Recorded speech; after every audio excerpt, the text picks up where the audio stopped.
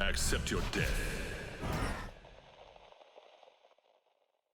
Alright Bonehawks, this video is all about Mortal Kombat 1, and I just wanted to chat today.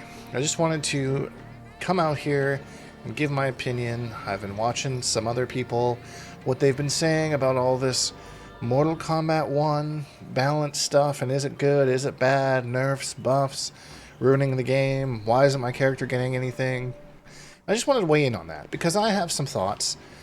I'm going to start with a little bit of history, because some of you may be newer to the channel, or some of you may know who I am. But I've been around this scene for a very long time, 20 years to be exact. So I've seen NRS's balance improve over the years. And I'll give you a little bit of history here, for those that want to hear it. So, Mortal Kombat vs. DC Universe was going to be the first game that NRS had like support for. They were actually going to have, they had 2 downloadable characters ready to go in Harley Quinn and Quan Chi, whose images were leaked. Unfortunately, Midway went bankrupt before they could ever do that. So that would be that Mortal Kombat 9 would be their first game that they actually had some balanced support and patch support for. And a lot of people that weren't in the Mortal Kombat community did not enjoy playing that game, because every time that NRS would put a patch out, it would completely change the game. Like literally, like Baraka was the top tier best character. Next patch, boom, bottom tier, pretty much unusable. Cyrax, they never fixed Cyrax. He always had kind of something going on, and that really deterred players because they couldn't play it competitively casually, because you had to be so in depth on everything that they've done. And I've seen some other tournament players and that kind of thing that maybe weren't around in those days that are asking for like NRS to really like switch things up and, you know, like add like, you know, make all these big changes and stuff like that. And I just kind of remember the MK9 days and like the backlash they got for making those changes and that big of a deviation from what their actual product was. And so I've seen it like improve over the years. Like Injustice 1, they were trying to learn how to make a back-to-block game, so like it had its own problems. MKX, they kind of started to have like small patch, big patch, small patch, big patch, you know, and not really shake the boat too much. Same thing with Injustice 2. I think they had a big patch every 2 months for every character that was released, and then MK11 they were kind of really kind of gun-shy to change things too much until the big change, which was adding the 3rd slot for the move, for the customs, when customs came out. And then for this game, like when I play this iteration of this game, this does not feel that much different than like when the game first came out, if that makes sense. You know, like obviously there are some subtle things, you know, like they killed Cyrax, and they didn't even kill Cyrax, they just said, hey, you know, use something else, that kind of thing. Or just be more careful with this move. It was too strong. So, when we talk about buff versus nerf, I think people tend to forget. And this is what bothers me, is people are like, stop nerfing things, stop nerfing things. When you nerf something, essentially you are also buffing something else. Like, one example that I'll use is Striker. Like, everyone like got so mad about the buffs that seem kind of minor, honestly, to the grenades. I don't think it'll really change too much. But you have a cameo who has a plus on block overhead, which is 22 frames, which any character can have, and nobody's using it because everyone is just spending all their cameo meter on the grenades. Things like that are what bothers me. Like, they're opening things up for you to use other things and use the game in a complete way.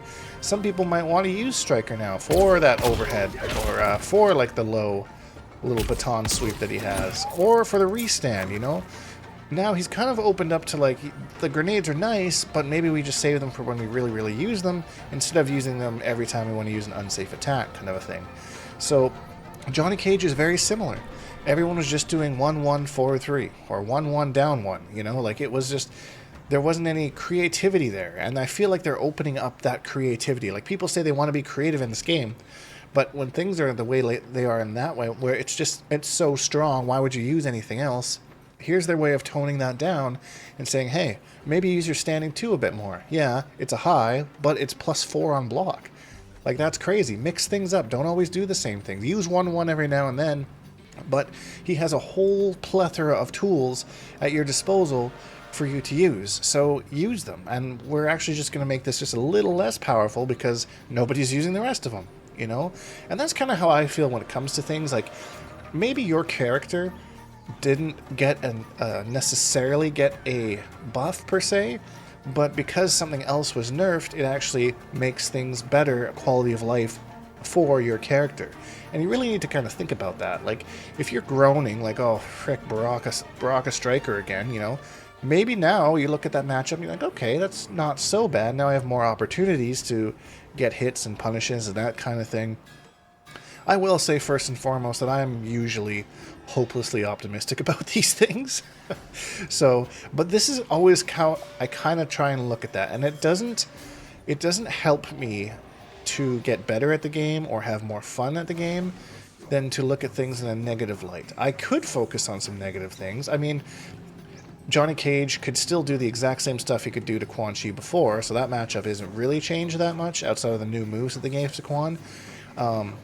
But hopefully Johnny Cage players will mix things up, and that will give me a little bit more opportunities to get my hits off. So I try and just look at the more positive sides of things, and just, I don't want to see the exact same thing all the time, right? Like, you know, Kenshi Sub-Zero, Baraka Striker, that kind of a thing. I like to see some variety and play some variety myself. So I get excited when they change up things. Like, this was definitely trying to change the meta of the game, like how people are playing, which characters to use, that kind of thing. And they purposely waited until after the Brazilian Pro competition to launch this patch, which I think was a fantastic idea, because we wouldn't want to see, you know, everyone who's traveled to Brazil, especially like King Gambler and Johnny Cage, like, oof, that nerf right before Pro competition, traveling all the way down there. Man, that would really suck. But yeah, I think personally this is one of my favorite patches that NRS has ever done.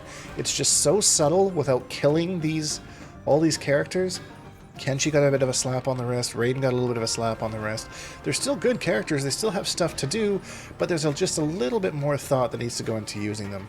And you've added a lot more utility with the other cameos. So that's it. That's my rant. I just wanted to put my opinion out there. I think this is a fantastic balance patch. I'm stoked to explore it and see what is up.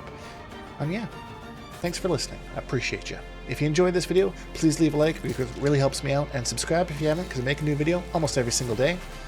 Hashtag Bonehawks, all that stuff, and we'll see all you Bonehawks in the next video.